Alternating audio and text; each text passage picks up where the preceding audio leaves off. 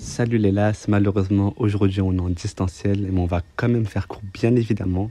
Je me présente, moi c'est Mehdi, votre tuteur d'anatomie pour ce cours-ci.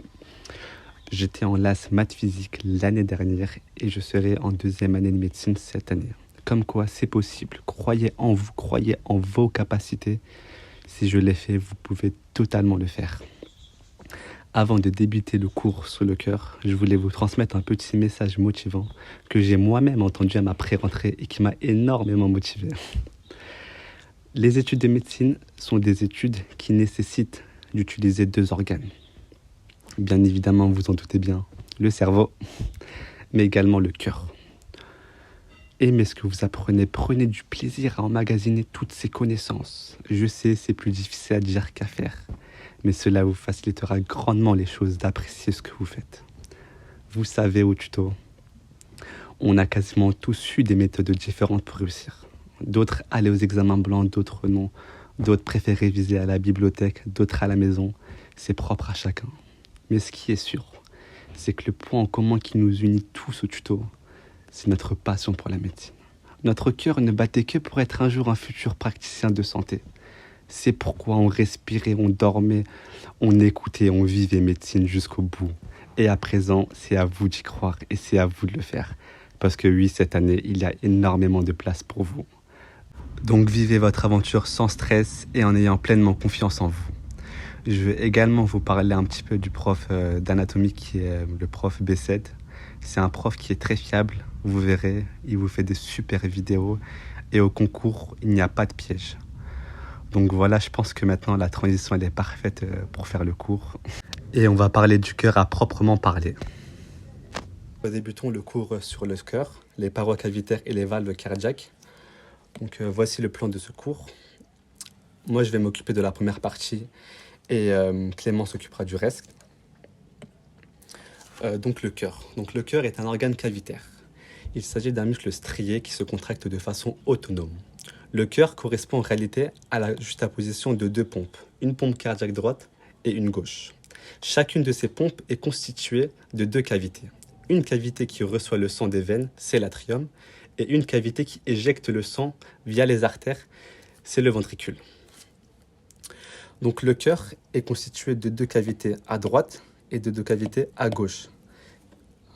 Ok, deux cavités à droite et deux cavités à gauche, qui sont séparées par un septum.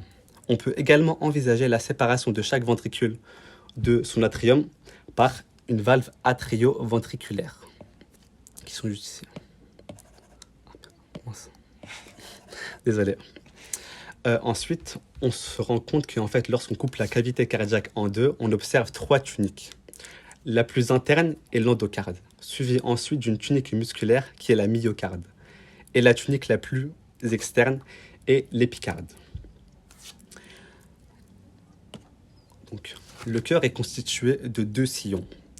Le sillon interventriculaire, qui est celui en rouge. Donc celui-là, il est dans le plan du septum cardiaque et il est visible en vue antérieure et postérieure, comme ceci. Et il fait ainsi le tour du cœur dans son grand axe. On a également le sillon atrio-ventriculaire en bleu, juste ici. Il est perpendiculaire au sillon interventriculaire et lui parcourt le cœur dans son petit axe. Maintenant, on va voir que le cœur, en fait, il possède quatre faces. Une face pulmonaire qui est le ventricule gauche. Et celui-là est en rapport avec le poumon gauche. On a également la face dorsale ici, qui est en rapport avec le médiastin postérieur. On a également la face sternocostale, qui elle est en rapport avec la paroi. Et enfin, on a donc la face diaphragmatique, qui est en rapport avec la face inférieure. Maintenant, je vais vous expliquer le fonctionnement du cœur et les particularités de chaque cavité. Donc tout d'abord, on va voir le ventricule. Le ventricule droit éjecte le sang désoxygéné par les artères. Plus précisément, le tronc pulmonaire qui est ici en bleu. Ce tronc pulmonaire, par la suite, se divisera en deux artères pulmonaires qui iront ensuite vers les deux poumons afin de réoxygéner le sang en oxygène. Une fois réoxygéné, ce sang partira au niveau de l'atrium droit, qui est ici, via les veines pulmonaires qui sont au nombre de 4 et qui ne sont visibles qu'en vue postérieure du cœur. Une fois dans l'atrium gauche, le sang passera dans le ventricule gauche et le ventricule gauche se chargera d'envoyer le sang dans l'aorte. Et l'aorte distribuera ce sang oxygéné dans tout le corps et dans les tissus. Une fois que ce sang deviendra de nouveau pauvre en oxygène, il va venir au niveau de la veine cardiaque inférieure, puis au niveau de la veine cardiaque supérieure et aller au niveau de l'atrium droit, ainsi de suite. À présent, je vais vous parler de l'appareil valvulaire. Rappelons, l'appareil valvulaire atrioventriculaire sépare bien l'atrium droit ou gauche du ventricule droit ou gauche. En réalité, cet appareil valvulaire est plus complexe que ceci. Il possède un anneau fibreux, juste ici, et un feuillet valvulaire. Ce feuillet valvulaire, afin qu'il évite de se prolaber à l'envers lors de l'éjection du sang, en fait, il possède un système de 3 cordages qui forment un maillage. On appelle ceci l'appareil sous-valvulaire. L'appareil sous-valvulaire permet ainsi une bonne fermeture des valves atrioventriculaires lors de la systole, c'est-à-dire lors du remplissage de l'atrium, et une bonne ouverture des valves atrioventriculaires lors de la diastole, c'est-à-dire lorsque le ventricule se gorge de sang. On peut également souligner que entre les ventricules et l'aorte, ou l'artère pulmonaire, il y a également des valves. On appelle ces valves les valves ventriculo-artérielles. Mais celles-ci, à l'inverse de l'appareil valvulaire atrioventriculaire, ne possèdent pas d'appareil sous-valvulaire, puisqu'elle possède un appareil semi-lunaire qui lui assure un bon affrontement. Ok, donc maintenant on va passer au grand 2, donc la radiologie et auscultation. Donc on va d'abord parler de la silhouette cardiaque et des arcs. Donc à la radio du thorax, on voit apparaître les vaisseaux et les cavités qui dessinent les contours de la silhouette cardiaque. On décrit 5 arcs, donc la VCS en bleu qui correspond à l'arc supérieur droit, qui représente du coup la veine cave supérieure. Ensuite, juste en dessous, AD qui AO pardon, AD qui représente l'atrium droit, et VD ventricule droit. Ça c'est la silhouette à droite, donc il faut toujours se rappeler en anatomie, c'est toujours par rapport au patient, jamais par rapport à nous. Donc à chaque fois qu'on dit à droite, ça va être à droite par rapport au patient. Du coup, à gauche, on voit l'aorte en rouge, qui est tout en haut. Ensuite, juste en dessous, on voit l'atrium gauche, avec le quoi? C'est quoi déjà ici, là? Je crois que c'est l'artère pulmonaire. Ah oui, t'as raison. Donc en bleu, on voit l'artère pulmonaire, juste en dessous, ventricule gauche, et après, l'atrium gauche. On voit aussi que lors de pathologies hypertrophiques du cœur, il y a une répercussion morphologique qui sera observée sur une image radiographique comme celle-ci, au niveau des arcs médiastinaux. Un arc peut être soit déporté, soit débordé, voire soulevé. Donc la silhouette va changer. On va pouvoir voir grâce à cette radio s'il y a un problème sur ce côté, sur ce point. La sémiologie radiologique est riche, et de plus, en cas d'insuffisance cardiaque globale, c'est tout le diamètre du cœur qui est augmenté. Donc là aussi, on va le voir sur cette radio. Ensuite, les cavités cardiaques. Donc au niveau du cœur droit, donc là on est au niveau du cœur droit, on voit l'atrium sur le schéma de gauche, on voit l'atrium droit avec le ventricule droit. Donc l'atrium, il est séparé du ventricule par la valve tricuspide. Donc à droite, c'est la valve tricuspide. Elle comporte 3 feuillets valvulaires qui sont maintenus en place vers le ventricule par un appareil sous-valvulaire, qui sont des piliers et des cordages. Donc la tricuspide est à droite, et on va voir celle de gauche qui est la mitrale. Donc sur le schéma, on peut voir du coup la tricuspide qui sépare l'atrium qui est celui d'à gauche avec le ventricule qui est celui à droite. Euh, à gauche, du coup, la valve mitrale sépare du coup l'atrium gauche et le ventricule gauche, et elle est composée de 2 feuillets valvulaires, alors que la tricuspide, c'est 3 feuillets. Ensuite, de ce qui est pour les points d'auscultation cardiaque, ça correspond à l'endroit où le flux se réfléchit sur une paroi et non pas à la projection des valves au niveau du thorax.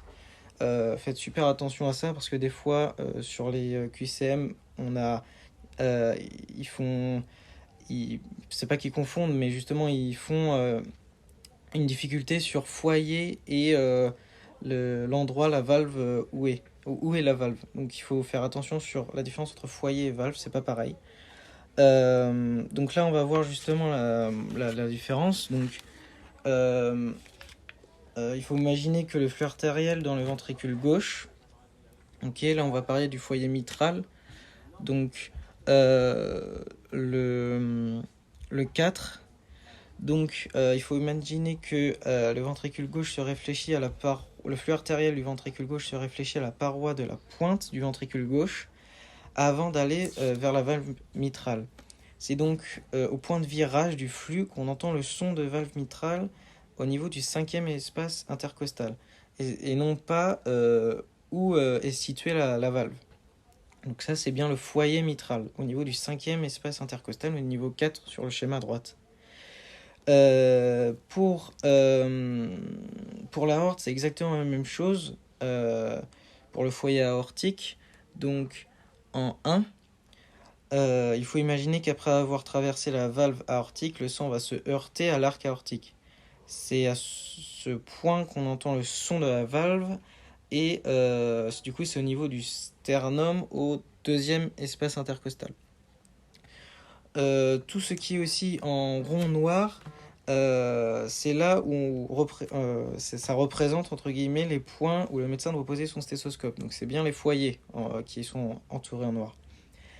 Pour le foyer tricuspide en 6, la valve tricuspide, donc le foyer tricuspide en 8, c'est exactement la même procédure. Donc c'est le point du virage du flux sanguin veineux, se fait sur la paroi de la pointe du ventricule droit au niveau du processus xiphoïde. Donc ça va être le foyer tricuspide va être à la pointe du xiphoïde.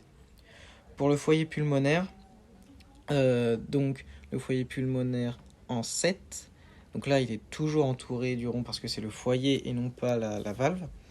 Il faut aussi se rappeler que pour l'artère pulmonaire, elle se divise en une branche à droite et une branche à gauche. Donc le flux veineux vient se heurter à cette division et produit du coup le son audible au stéthoscope et donc du coup le foyer au bord gauche du sternum au 2e espace intercostal. Donc apprenez vraiment ça tombe souvent quand même. Du coup à droite, apprenez quand même vraiment ce schéma et parce qu'il peut vraiment vous aider. Donc du coup en rentrant on va voir péricarde et séreuse du cœur. Donc le péricarde est une cavité virtuelle. C'est un sac fibreux qui recouvre l'organe et épouse ses contours. Il est composé évidemment de 2 feuillets, séparés par un espace toujours virtuel. Donc les 2 feuillets, c'est le viscéral, c'est celui qu'on voit en rose et au contact du cœur. Et ensuite on a le pariétal qui est en violet et qui est externe au cœur, mais qui est au contact, elle, de la paroi. Les lignes de réflexion qui sont les points de rencontre des 2 feuillets sont, elles, dessinées en orange-rouge. Ça dépend de votre vision. Lors du développement embryologique, donc là on va parler d'embryologie, le tube cardiaque devient un cœur sigmoïde qui, en se pliant donc, dans le sens des flèches qu'on voit au schéma à gauche, va étirer le feuillet pariétal, les flèches en noir, hein, pardon, qui va étirer le feuillet pariétal. Ce dernier va laisser apparaître le feuillet viscéral collé au cœur. On voit aussi également le feuillet viscéral postérieur en dedans. On dessine via une flèche rouge, donc toujours au schéma de gauche, la possibilité de faire le tour du pôle artériel du cœur avec son doigt. Ce tube comporte 2 pôles, donc à gauche le pôle artériel, comme on vient de le dire, et à droite le pôle veineux. Le pôle artériel, c'est lui qui va créer qui va devenir l'aorte et l'artère pulmonaire. Tandis que le pôle veineux, il va devenir veine cave supérieure, inférieure, veine pulmonaire et sinus coronaire, et plus ou moins les atriums gauche et droit. Chaque pôle veineux et artériel possède une ligne de réflexion. Donc du coup, le pôle artériel va se diviser en deux parties, donc celui de gauche, avec une cloison qui va séparer les deux artères issues chacune de sa pompe.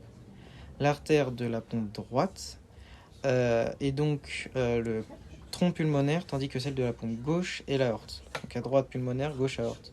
Elles sont entourées par une ligne de réflexion qui est en orange. Le schéma tout à gauche. On est toujours au schéma d'à gauche d'ailleurs. On retrouve le même processus pour le pôle veineux, qui est du coup celui à droite, enfin le schéma de gauche, mais le pôle le plus à droite. Mais ce pôle est composé de 4 veines pulmonaires et de 2 veines caves, donc la ligne de réflexion est relativement sinueuse pour ce pôle. Ensuite, on va passer aux deux schémas de droite. Donc, on a une côté antérieure du cœur et une côté postérieure. Donc, sur la vue antérieure, nous avons découpé une partie du feuillet pariétal du péricarde pour apercevoir du coup le feuillet viscéral qui est en rose et que c'est lui qui est au contact du cœur. Sur la vue postérieure, nous avons pratiquement découpé l'intégralité du feuillet pariétal. Donc on voit que le feuillet viscéral pratiquement. Après avoir ouvert le péricarde, si on glisse un doigt autour du pôle artériel pour faire le tour de l'artère, de l'artère pulmonaire du coup, puis de l'aorte pour ensuite sortir de l'autre côté, on forme le sinus transverse du cœur. Donc ça, c'est ce qu'on voit avec la flèche jaune. Elle passe sous le pont du péricarde pariétal et revient en vue de face en contournant l'aorte. D'ailleurs, ce sinus il est très utilisé pour les chirurgiens quand ils doivent cannuler les vaisseaux et ainsi couper la circulation artérielle, par exemple lors de prélèvements d'organes. En flèche verte, c'est le sinus oblique. Donc flèche jaune, c'est le sinus transverse du cœur. Flèche verte, c'est le sinus oblique. Il descend sur le bord inférieur du cœur et il se poursuit en vue postérieure jusqu'à atteindre un cul-de-sac.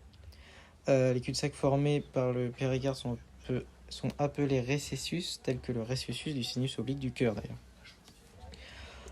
Enfin, on peut former un dernier sinus, donc celui qu'on voit en bleu, qui représente un récessus qui sera au contact des veines pulmonaires.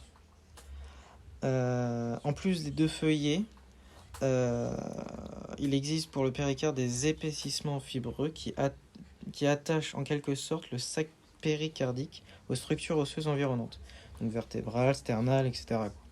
Cela permet de maintenir en place le sac péricardique et le cœur qui l'enveloppe. Donc merci pour votre écoute. On va faire un petit QCM de fin de cours pour voir ce que vous avez retenu. Donc premier QCM. Ah merde, il y a la réponse. Regardez pas. Bon, c'est pas grave. Chaque pompe cardiaque est composée de deux cavités qui sont l'atrium, le septum, l'auricule ou le ventricule. Bon, bah je pense que vous l'avez vu, la réponse c'est l'atrium et le ventricule. Mais non, mais pourquoi? Bon, c'est pas grave. Le ventricule droit éjecte le sang désoxygéné via les veines pulmonaires, l'artère, la veine cave supérieure ou le tronc pulmonaire. La bonne réponse est le tronc pulmonaire. La veine pulmonaire, en fait, c'est ce qui est au niveau de l'atrium gauche pour recevoir le sang oxygéné. L'aorte, c'est ce qui est, justement, c'est du sang oxygéné qui est envoyé. Et la veine cave supérieure, c'est justement ce qui va conduire à la veine cave inférieure pour ensuite réceptionner le sang désoxygéné au niveau de l'atrium droit. L'atrium droit est séparé du ventricule droit par le septum interventriculaire, la valve mitrale, la valve tricuspide, trois feuillets valvulaires, deux feuillets valvulaires.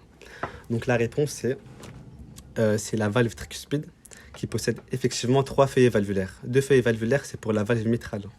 Et le septum interventriculaire, en réalité, c'est ce qui sépare en fait les deux cavités droite et gauche. Quatrième question, la face dorsale du cœur est en rapport avec le poumon gauche, le poumon droit, le médiastin postérieur, le médiastin antérieur ou la paroi. La bonne réponse, c'est donc le médiastin postérieur. Le poumon gauche, je le rappelle que c'est la face pulmonaire qui est en rapport. Le poumon droit n'a aucun rapport avec le cœur. Le médiastin antérieur, c'était donc un piège. Et la paroi, c'était donc la face sterno-dorsale qui est en rapport avec ceci. dernier QCM, en vue antérieure du cœur, le 13, qui est ici, et le sillon atrioventriculaire, le sillon interventriculaire antérieur, le sillon interventriculaire postérieur ou l'artère coronaire. Donc la bonne réponse, c'est le sillon interventriculaire antérieur.